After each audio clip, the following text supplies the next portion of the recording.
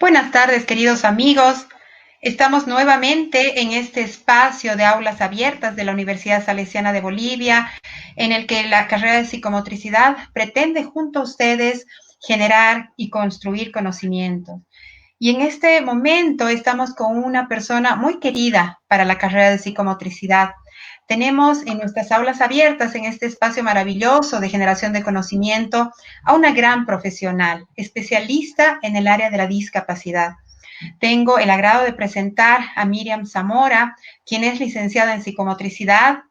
Estudió en Córdoba, fue mi compañera en la formación en Córdoba, pero además es coordinadora de un centro para chicos con discapacidad severa, muy lindo, un centro modelo para toda la Argentina que se llama Alegría.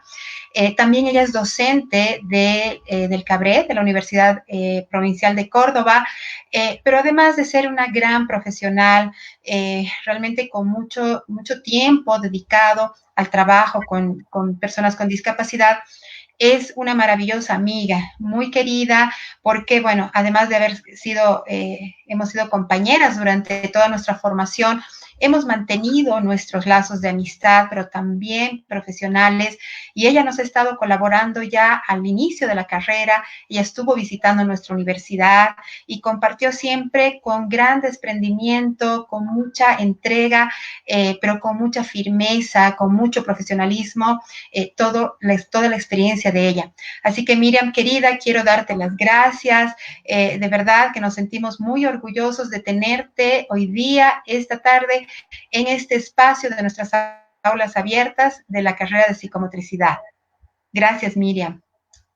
No, gracias a vos, Eliana, por la invitación y muchas gracias a la Universidad Salesiana. Le tengo un cariño muy particular y es verdad, como decís vos, allá en los comienzos de la carrera en la Universidad Salesiana, parte de ese proceso, y también invitada por vos, así que solo tengo agradecimientos. Le mando un saludo grande a todos los colegas psicomotricistas bolivianos, con los cuales también a veces he tenido contacto, y bueno, para mí es un placer esta invitación. Gracias, querida Miriam. Y bueno, vamos a hablar sobre todo, este espacio es un espacio de compartir experiencias. Y bueno, tú tienes toda una vida dedicada al trabajo con personas con discapacidad. Personalmente, yo las veces que he ido a Córdoba he visitado el Centro Alegría y bueno, realmente me he quedado maravillada del enfoque que se tiene, pero sobre todo maravillada de los chicos, ¿no? Que se nota en ellos no solamente el trabajo profesional, sino todos los aspectos humanos. Y en este tema, que bueno, es el tema que nos convoca, que es la desnaturalización del déficit, ¿qué circunstancias te han llevado a ti, Miriam, o qué experiencias te han llevado a pensar sobre el desafío de desnaturalizar el déficit? En realidad me tengo que remontar hace 25 años atrás, cuando todavía desde la psicomotricidad no se hablaba tanto de la persona o de la intervención psicomotriz en personas con discapacidad severa. Pero bueno, creo que fue una gran oportunidad y lo primero que comencé a preguntarme en esas intervenciones era poder comprender los funcionamientos tan complejos de esta población. Conocer sus historias, conocer eso que se daba a ver entre el daño en el equipamiento neurobiológico y a su vez el establecimiento de sus primeros vínculos. Conocer esas historias me ayudó a entender esos funcionamientos y me ayudó a entender los modos de ser y de hacer de esta población.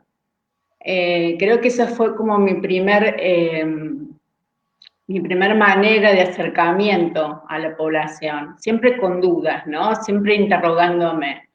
Pero no me quedé solo con dar una explicación a los sucesos, sino qué respuesta yo tenía que dar a esos sucesos. Así como decimos los psicomotricistas, no es que nosotros trabajamos con los síntomas psicomotores, sino que trabajamos con los sujetos que llaman a esos síntomas.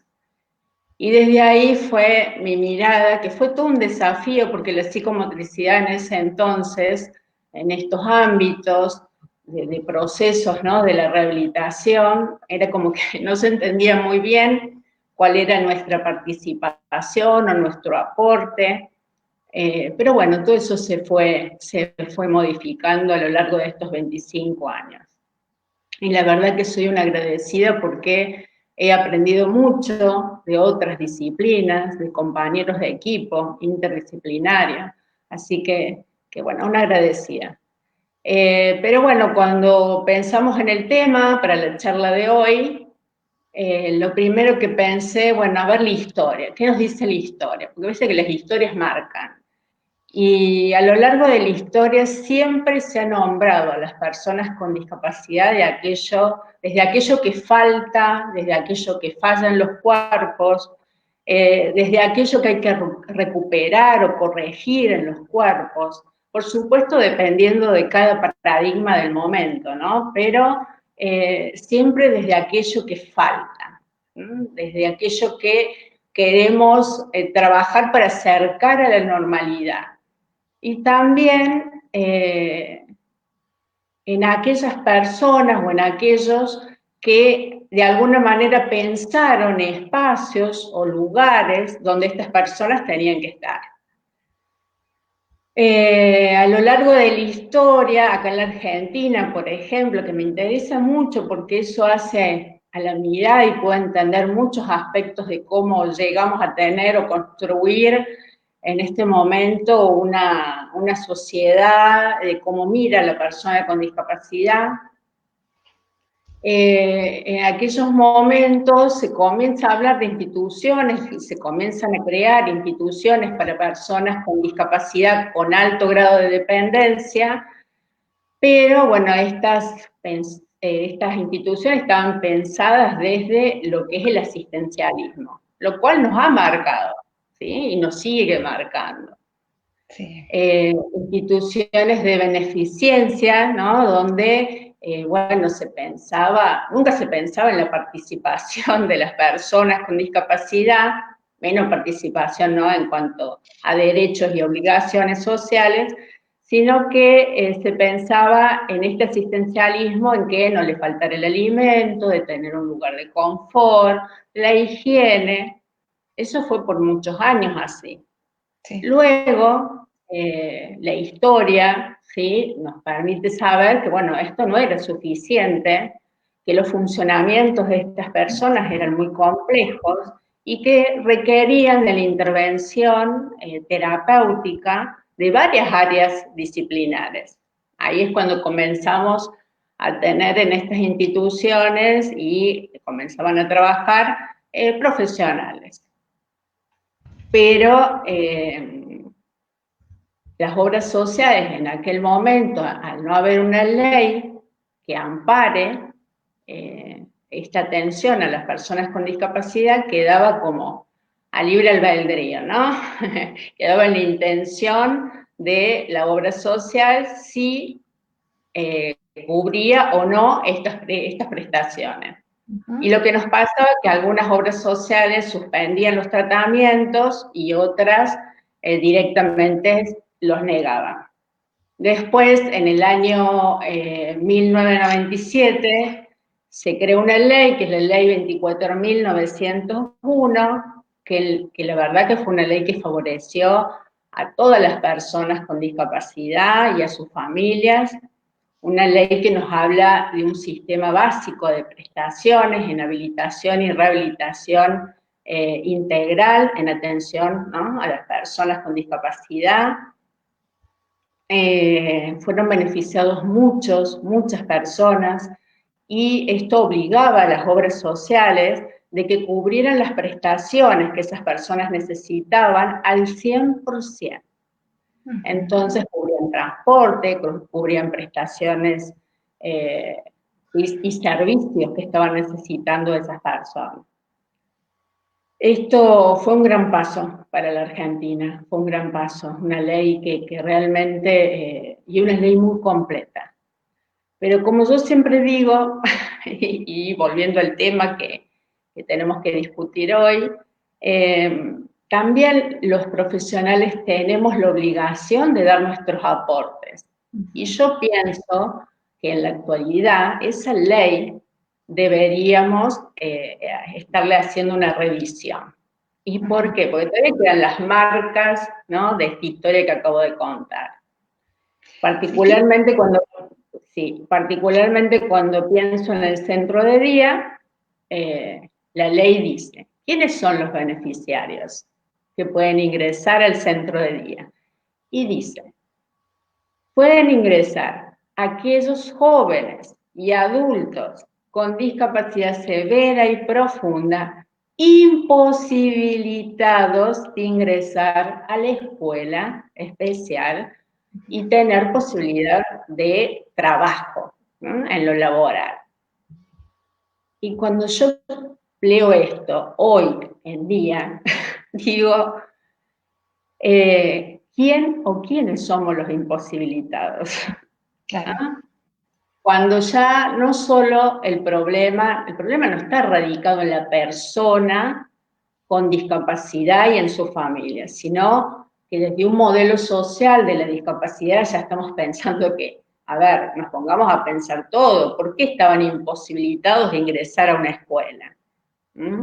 Hoy en día podemos decir que en función de la edad de esos sujetos podrían ingresar luego al centro de día que hayan transitado, después que hayan transitado su etapa escolar. Como también todavía la ley plantea que estas personas deben ser agrupadas en función a sus diagnósticos funcionales. Y ahí volvemos a plantear lo mismo. Claro, claro. ¿Qué estamos pensando si hoy en día sabemos que nos construimos en la relación con un otro desde aquello que nos identifica, pero también desde las diferencias? Claro, claro. Qué importante, Miriam, bueno, este primer planteamiento que tú haces, que marca un poco el abandono del asistencialismo, ¿verdad? Y bueno, también nosotros haciendo un poco una revisión, ojalá podríamos también tener ese servicio de prestaciones que tienen ustedes, porque evidentemente marca una diferencia muy importante.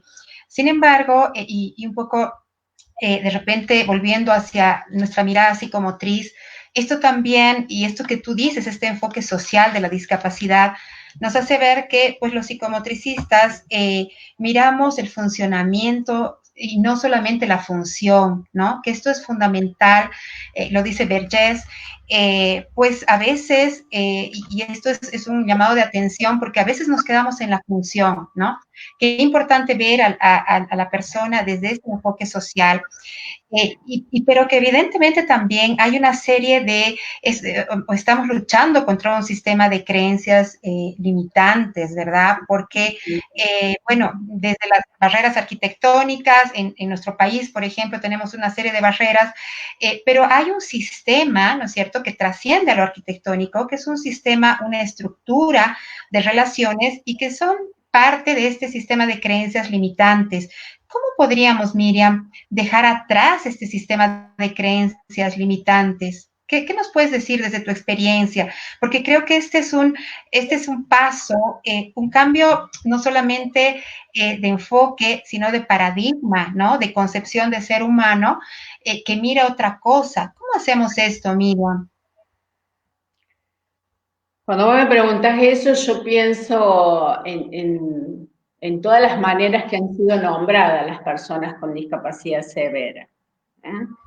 Y pensando que la discapacidad severa se la nombró de esa manera por la intensidad de las deficiencias, se la nombró de esa manera por la combinación de los déficits, y se la nombró de esa manera por la acumulación de déficits.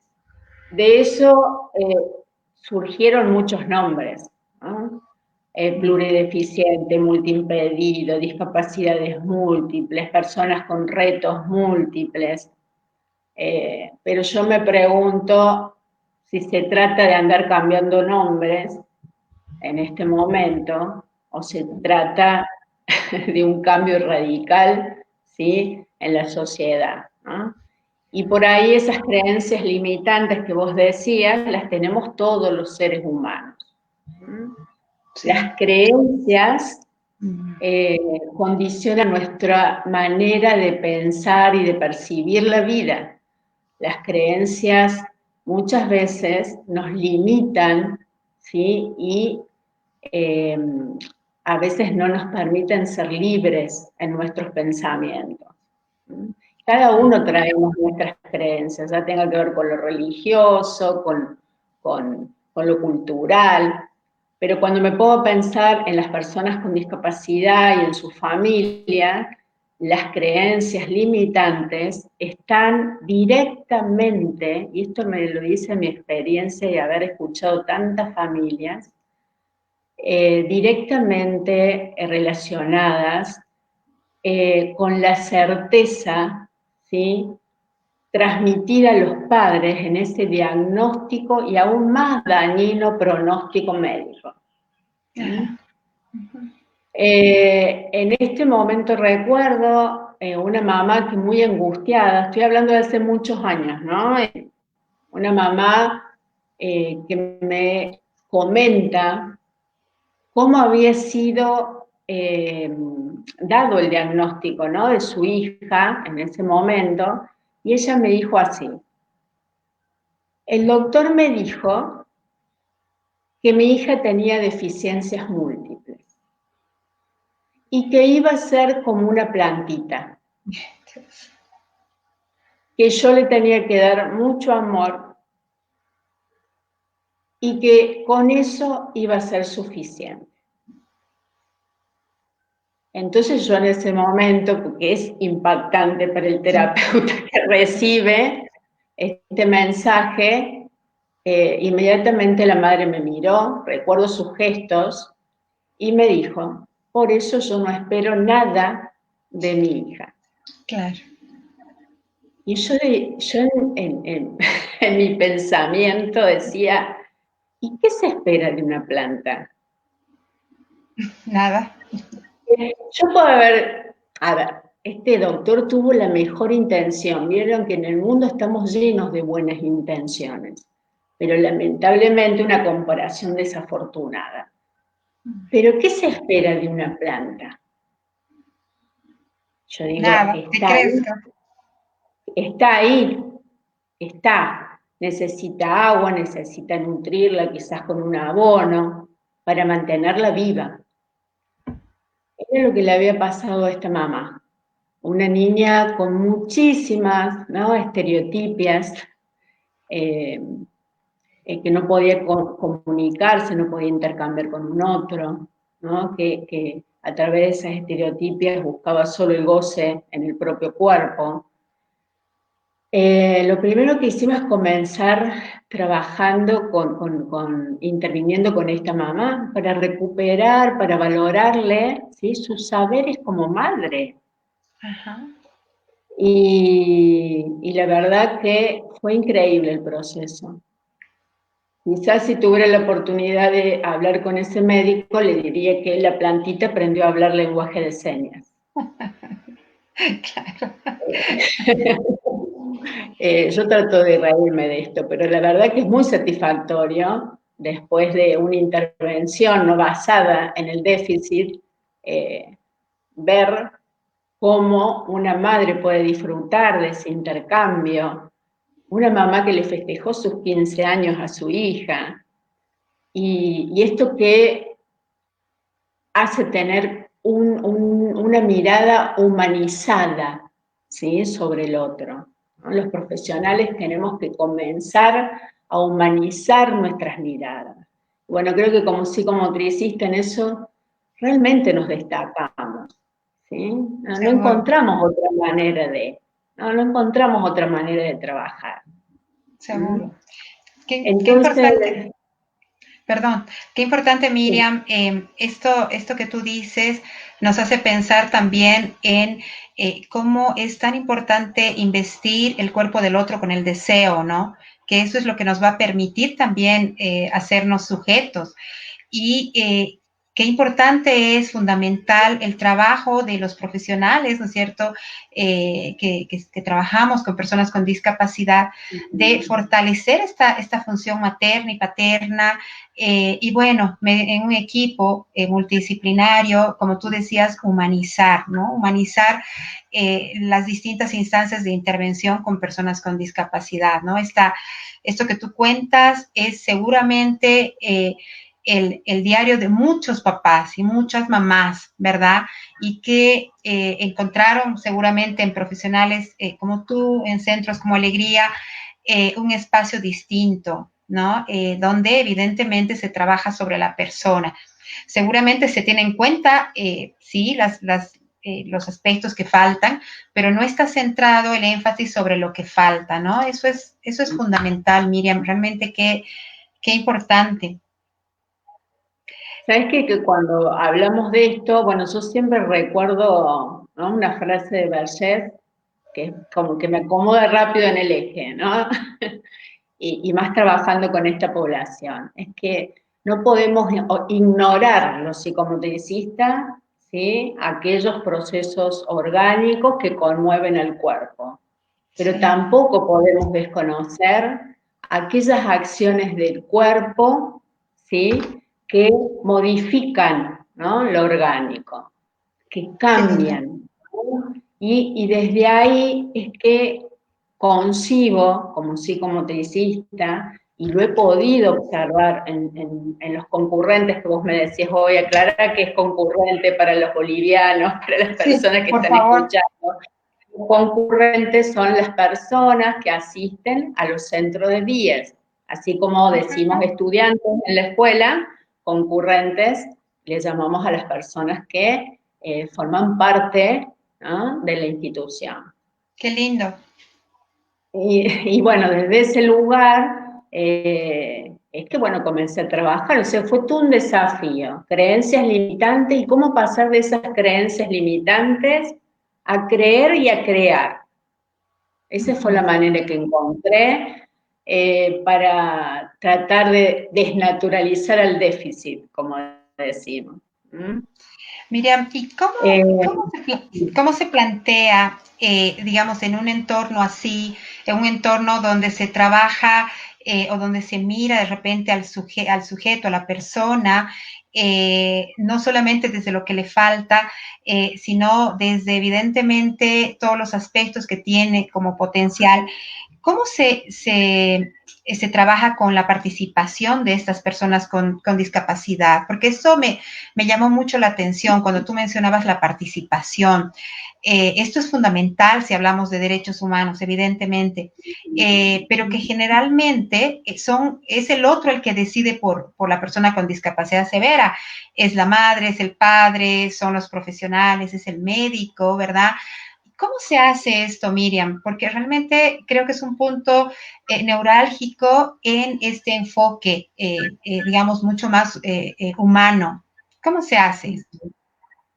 Entonces es que si pienso en las familias, muchas veces las familias nos han dicho, pero no, si él no puede tomar la cuchara, ¿cómo va a comer solo?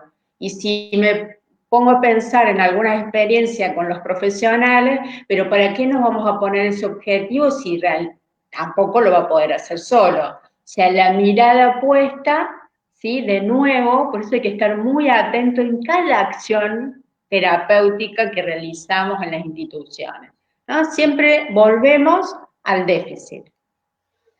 Eh, Cuando yo pienso en la palabra participación, pienso en ofrecerle la oportunidad de ser parte, de ser partícipe, de tener parte, de decir y decidir. Por supuesto que va a ser dentro de las posibilidades que tenga o que pueda este sujeto, ¿sí? Pero los pasos que implican, ¿sí?, poder tomar una cuchara y poder alimentarse solo son muchos. Entonces, si yo pienso que él está interesado en la cuchara, pero que depende de si yo se lo aproximo, si en la distancia, observo las manifestaciones corporales que él tiene. Por eso rescato mucho lo que son las actividades cotidianas, ¿no? Para mí las actividades cotidianas permiten ser parte. Estamos hablando de centro de día donde hay jóvenes y adultos. Entonces, esas actividades cotidianas nos permiten poder observar esas manifestaciones, poder decodificarlas, poder significarlas.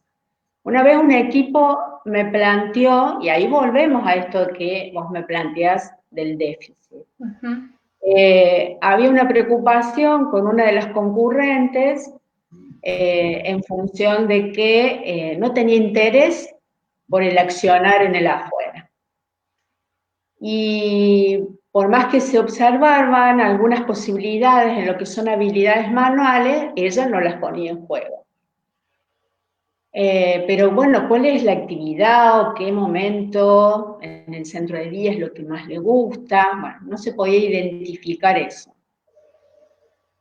La auxiliar plantea, a mí me parece que a ella le gusta ir al baño, porque le gusta que yo le cambie el pañal, porque le gusta que yo le higienice las manos, y cada vez que le muestro el pañal, ella sonríe. Ajá. Entonces, tenía una estereotipia, esta concurrente, que era colocar sus manos, ¿sí?, en la línea media, y bueno, los profesionales en ese momento, me acuerdo en una reunión de equipo, me plantean, bueno, pero tiene síndrome de red atípico. Y en realidad las habilidades manuales las va a ir perdiendo. Y yo me quedé pensando. Y yo digo, sí, las habilidades manuales las va a ir perdiendo, es lo que dice esta categorización. Pero ¿es una verdad absoluta? Entonces, ¿para qué estamos acá intercambiando con ella? Le pido al auxiliar que me llame cuando sea el momento de que ella vaya al baño. Observo, y sí, cada vez que le mostraba el pañal, ella sonreía. El baño quedaba al lado de su sala. Y cuando vamos entrando al baño, le digo que detenga la silla de ruedas. Esta concurrente mira el baño y esperamos esa pausa, esa estructura de demora para saber si el otro tiene algo para decirme. ¿Qué hizo la concurrente? Levantó su mano y la llevó hacia la llave de la luz. No. Entonces, fue todo, ¡ah, qué bárbaro, qué mágico! Y lo mágico está cuando tengo una escucha sensible frente al otro. Porque si yo, a esto que es una rutina, que es cotidiana, ¿no?, como dice Marina Marazzi, bueno, demos lugar, ¿sí?, a que esta rutina no encarcele, que esta rutina tenga la posibilidad de ser flexible, que la podamos ajustar a las nuevas cuestiones que aparezcan en esa rutina, ¿sí? Pero no nos detuvimos a pensar que para que surgieran nuevas producciones corporales, para que surgieran nuevos funcionamientos, solo había que escuchar. Sí, y me parece que, bueno, estas de repente competencias de escucha, de empatía, evidentemente que las trabajamos desde la formación corporal en psicomotricidad, también es fundamental que las podamos trabajar con el equipo, ¿no? Porque evidentemente, en este caso, la auxiliar era quien más conocía a la concurrente, ¿no? Entonces, qué importante el trabajo en equipo. A veces pasa que, claro, el profesional porque sabe, bueno, conoce más teóricamente, ¿no es cierto? Le resta poca importancia a estos pequeños, a estos grandes, ¿no es cierto? Pero aparentemente pequeños esquemas y que en realidad parten de esta escucha, que es fundamental. Creo que ese es un aprendizaje, Miriam, que tú nos dejas muy importante para pensar en nuestras instituciones, pero yo quiero saber también ahora, porque claro, esto que nos cuentas es maravilloso, es tal vez como tú dices, mágico, parece magia, pero que en realidad tiene que ver mucho con la escucha. Sin embargo, ¿cómo se está haciendo ahora, Miriam? Porque bueno, estamos todos en aislamiento, ¿verdad? Estamos todos en un confinamiento obligatorio, de repente en algunos países un poco más, un poco menos, con un proceso de repente diferente en algunas pequeñas cosas, pero estamos todos en aislamiento. ¿Cómo se está dando continuidad a esta filosofía que tú nos presentas ahora durante este tiempo de aislamiento obligatorio? En este momento se están haciendo intervenciones personalizadas, ¿no?, con continuidad remota, y también se están haciendo intervenciones con continuidad remota en redes sociales, donde participan todas las áreas disciplinares, por supuesto en un trabajo de equipo que nos lleva mucho tiempo y mucho esfuerzo, pero que realmente disfrutamos. Estamos teniendo respuestas muy interesantes, ¿no?, de las familias y de los concurrentes. Tener la posibilidad de que las obras sociales continúen, si bien hubo idas y vueltas, pero que continúen aceptando esta modalidad de intervención y reconociéndola como tal, nos permite continuar acompañando a las familias en un momento que no es fácil para ninguna familia, ni desde lo socioafectivo ni desde lo económico. Pero bueno, estos frutos de esta filosofía de trabajo que venimos charlando, también las tratamos de trasladar, ya que las familias nos han abierto las puertas de sus casas, trasladarlo también a los hogares. Entonces, damos con mucha prioridad al trabajo en esas actividades cotidianas para favorecer la participación, ¿no?, de la persona con discapacidad. Vos sabés que cuando yo hablo de esto, de la participación y de ser parte desde un posicionamiento subjetivo, tomo mucho Calmels, que de una manera muy clara y muy sabia nos transmite 3 aspectos a considerar durante ese intercambio o en esa participación. Él dice, no es lo mismo presentar que ofrecer o que dar. Cuando yo lo escuché, digo, bueno, si es esto lo que él lo dice tan claramente y una vez lo viene trabajando, pero esa diferencia. Una cosa es que yo presente y ponga algo que está disponible para alguien, un objeto. Otra cosa es que yo lo ofrezca, que de alguna manera le dé a entender de que puede hacer uso y que también yo pueda recibir si él lo acepta o no, porque también así de esa manera pongo en juego su decir corporal. Y otra cosa es que yo dé, porque impongo de alguna manera a que él acepte lo que yo le estoy dando y lo fuerzo a eso, que es lo que pasa muchas veces con esta población. Pero cuando los objetivos son diferentes, ¿no? Cuando si yo quiero que tome una cuchara y se la pongo en la mano porque quiero que sí o sí logre una praxia, es muy diferente a la intervención del psicomotricista, donde en realidad estamos trabajando el intercambio y en ese ofrecer espero a que él me diga si quiere comer. ¿Sí? Claro. Entonces, eso me llevó a pensar que nosotros desde lo que es lo personal, lo profesional, en nuestra formación personal también tenemos que trabajarnos estos puntos. A Seguro. veces, a veces somos muy dadores, muy dadores. Y eso hace que empañemos la escucha profesional que tenemos que tener con esta población. Y a veces somos poco receptivos. A veces no receptamos lo que el otro tiene para decirnos. Sí, Y qué entonces ahí importante. pierdo la capacidad de sorpresa. Yo Ajá. siempre digo, si el día que ya no me interrogue más nada y el día que pierda la capacidad de sorpresa con los concurrentes, será el día que diga, bueno, ya tengo que cambiar de trabajo, ¿no? O trabajar con otra población. Pero bueno, recuerdo un grupo de jóvenes, ellos eligen los talleres que quieren realizar. Entonces Ajá. ese grupo ha elegido realizar un taller de cocina, que era un bizcochuelo, que después, que se hace una vez a la semana, y que ese bizcochuelo después compartido con la familia en la merienda. Ajá.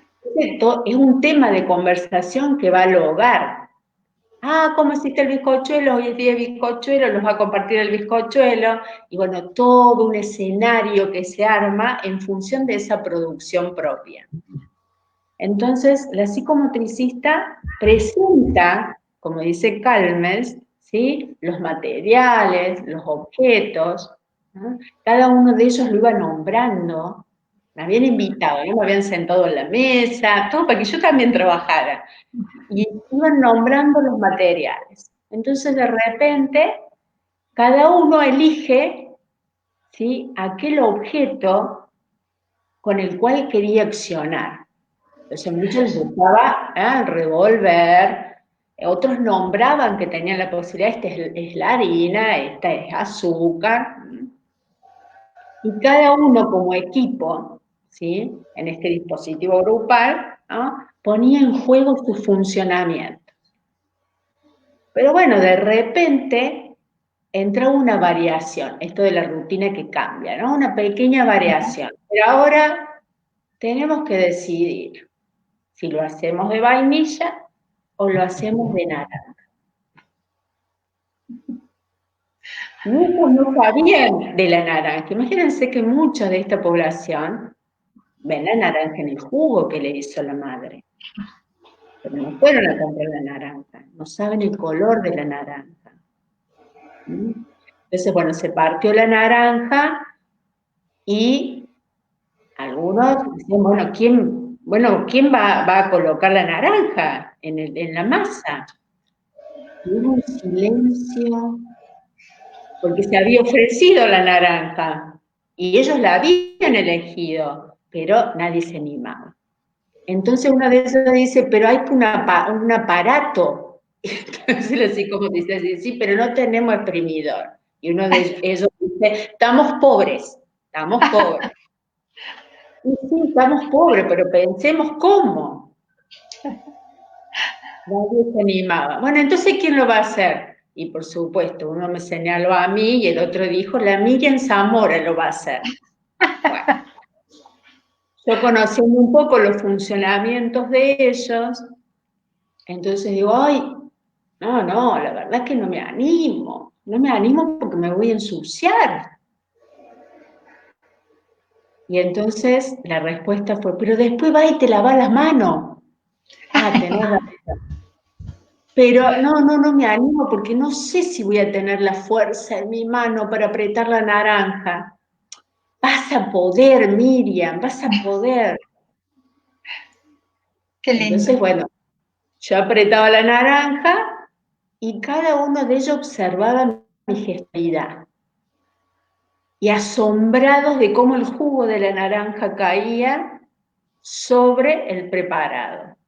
Y uno de ellos dice tan espontáneamente, ¿cómo sabe la Miriam Zamora? Qué Esa hermoso. capacidad de sorpresa, todos alentaban y se reían. Y yo en ese momento dije, el valor que le están dando al acto, el valor que le están dando al acto. Qué Y a lindo. su vez pensaba, y que tampoco yo he sido agradecida a mi cuerpo de poder realizar lo que me permite realizar mi mano. Claro. Entonces, cuando uno plantea esto, digo, esto es un ida y vuelta, ¿no? Seguro. Cuando uno trabaja desde este lugar, desde el intercambio, nos transformamos todos, nos nutrimos todos, nos complementamos. Seguro. Miriam, me encanta escucharte hablar con tanta pasión porque creo que eso necesitamos. Además, esa entrega que vemos en ti realmente marca una diferencia importante en el trabajo con personas con discapacidad severa. Queremos ahora hacer también, bueno, nos están haciendo muchas preguntas, nuestra audiencia, nos mandan saludos desde Perú, Potosí, San José de Chiquitos. Mandamos realmente un saludo muy, muy cariñoso a estas personas que pues quieren y tienen todo el deseo, igual que tú, de poder trabajar mejor y bueno, definitivamente humanizar, ¿no es cierto?, estos ámbitos de salud y educación. También mandamos un saludo muy especial a nuestros colegas en Córdoba que nos están viendo, te están haciendo barra, Miriam, desde allá, y bueno, un saludo muy cariñoso Un también saludo a mis colegas. a toda la Un gente del saludo a mis cabello. queridos colegas del Centro de Día y Día, que son 14 psicomotricistas, y a todos mis compañeros, por supuesto, y a todas mis compañeras de la Universidad Provincial, que le ponemos mucha garra en este momento de pandemia. Qué lindo. Estamos con 242 personas que te están escuchando, Miriam, y bueno, agradecidas realmente desde la carrera de psicomotricidad. Tenemos una pregunta de Imuyam que dice, con la experiencia que tiene, ¿cree que ya se está dando la inclusión de las personas extraordinarias a nivel mundial? Qué pregunta, ¿no? Y yo pienso que si seguimos hablando de inclusión es porque todavía nos falta rato, ¿no? Por ahí cuando hablemos más de diversidad, quizás la cosa la tengamos más clara. Gracias. Geraldine Aragón, que es una colega nuestra también, bueno, felicita por la charla y su pregunta es, ¿cómo debemos trabajar con los padres de familia o su entorno social cuando hay sobreprotección y esto limita aún más las capacidades de los chicos? Bueno, yo ahí siempre tomo a Levin, ¿no? Que él nos dice esto de este lugar fijo donde es colocada la persona con discapacidad, el lugar fijo del eterno bebé, ¿no? En estos procesos son los que tenemos que trabajar con las familias. Y justo que vos me preguntabas, Eliana, de este momento de la pandemia, tenemos el caso de dos hermanas, adultas mayores, por supuesto, una de ellas a cargo de su hermana con discapacidad, donde trae una rutina que ya hacía su madre de tener un ordenamiento, ¿no? Esa rutina que a las 12 se come, a las 3 se duerme la siesta, a las 5 se toma el mate, y entonces no hay lugar para el decir corporal. Fuimos trabajando en este momento también con esa hermana y fue pero tan satisfactorio escucharla, la hermana, decir que un día ella estaba haciendo la comida, pero no le puso la mesa a su hermana, porque en esto que nosotros habíamos sugerido, dejemos que también que ella tenga posibilidades de decir algo, ¿no? Si tiene hambre, si quiere comer a este horario. Bueno, entonces la hermana dice, no le puse la mesa. ¿Y saben qué hizo? Vio la mesa y se sorprendió porque no estaba su vaso y su plato como siempre. Entonces fue y buscó el plato en la alacena. Y después fue y buscó su vaso y lo colocó en la mesa. Ah, le dice la hermana, habíamos trabajado lo importante de la significación. ¿Querés comer? Sí, esperamos un segundo que ya va a estar la comida. No, realmente, dice la hermana, yo no sabía que ella podía hacer eso. Yo lo pienso, 50 años juntas. Entonces quiere decir que sí se puede seguir trabajando, que hay Seguro mucho que que hacer con las familias y con las personas con discapacidad.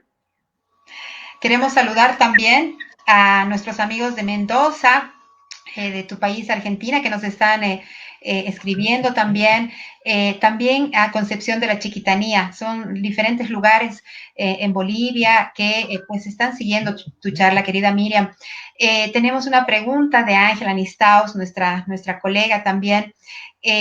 Dice, en ese trabajo con el equipo interdisciplinario que se menciona, ¿qué estrategias se tomaron para que de alguna manera ellos puedan comprender esta escucha que es muy propia de los psicomotricistas y un mirar humanizadamente? Al principio fue todo un desafío porque en los centros de día compartimos con áreas de educación y de salud, que donde todos tenemos diferentes informaciones y algunas más sobre aquel cuerpo órgano, pero la verdad que fue un proceso muy interesante. Y a mí me da mucha satisfacción pasar por los gabinetes, y si alguien que no conoce a las profesionales las escucha trabajar, yo les aseguro que no saben si ella es la psicomotricista, o ella es la kine, o ella es la fono. Qué lindo, Pero qué lindo. sin perder la identidad disciplinaria, por supuesto. Cada uno, pero desde esta filosofía de entender al otro desde este posicionamiento subjetivo. Qué lindo. Bueno, querida Miriam, estamos con muchas otras preguntas. Geraldine nos vuelve a hacer otra pregunta. ¿Qué tipos de juegos se realiza con esta población o qué tipo de abordaje se aplica? Con respecto a las actividades que tenemos en la institución, ellos tienen, bueno, todo lo que son actividades de la vida diaria, y también hay actividades por sala que son elegidas a comienzo de año por la mayoría de ellos, se planifican junto con ellos, y también después se hacen parte a las familias de esa planificación, también un poco para conocer las expectativas año tras año. Y bueno, a veces tenemos que nos pasa que personas de 50 años, 60 años, nos proponían hacer una mateada. Y bueno, en esa mateada que surgía de ellos, ¿sí? Bueno, a ver qué, pero qué más podemos hacer en una mateada, ¿sí? Bueno, ahora vamos a tener que ver con esto de la pandemia cómo modificamos un poco esto del mate, ¿no? En la Sí, la Argentina. bombilla. Pero tenemos actividades que son elegidas por ellos, por ejemplo, actividades transversales. Los jóvenes y los adultos eligen si quieren ir al taller de expresión corporal, si quieren asistir al taller de los derechos humanos, que están a cargo del área del equipo de psicología, si quieren ir al taller de comunicación a cargo del área de fonoaudiología, si quieren asistir al taller de música los días viernes, si hay un taller de circo también, realizado por 2 kinesiólogas, y después las actividades propias de cada sala, ¿no? Tenemos actividades y talleres que en realidad las propuestas surgen de ellos, los juegos reglados, armar los materiales para los juegos, les interesan los talleres de cuento, si pueden ingresar al Facebook de Alegría Córdoba, van a poder ver ahí las actividades también desde el área de psicomotricidad, un taller de juego, de cuento, y cómo han participado las familias, ¿no? En la virtualidad también. Bueno, más o menos todo eso son las actividades, pero no hay, si bien como centro de día nos plantean una serie de actividades que nosotros tendríamos que realizar, cada institución le da su impronta. Y yo recuerdo, dentro de lo que es la ley, por ejemplo, dice, una actividad en la cual yo estoy desacuerdo, yo desde el nombre, dice actividades laborales no productivas. Y empezamos desde ahí. Entonces yo le puse actividades productivas, de producción, ¿sí? Y entonces en esas actividades por ejemplo, están los talleres de cocina, que digo.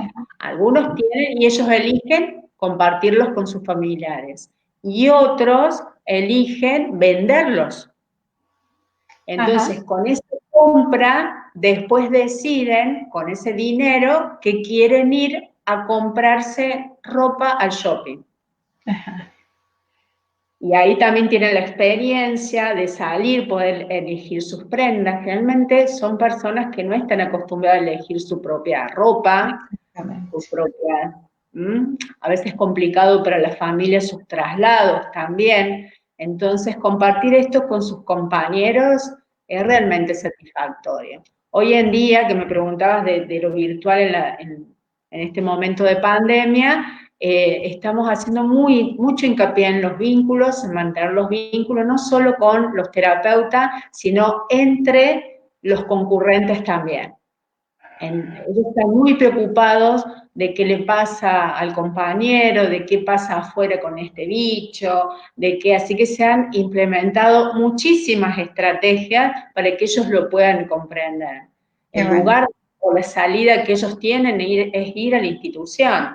Entonces, en este momento están preocupados, pero a su vez contenidos. Las familias están conteniéndolo y las familias también nos están haciendo parte de eso, transmitiéndonos sus dudas, preguntándonos sugerencias,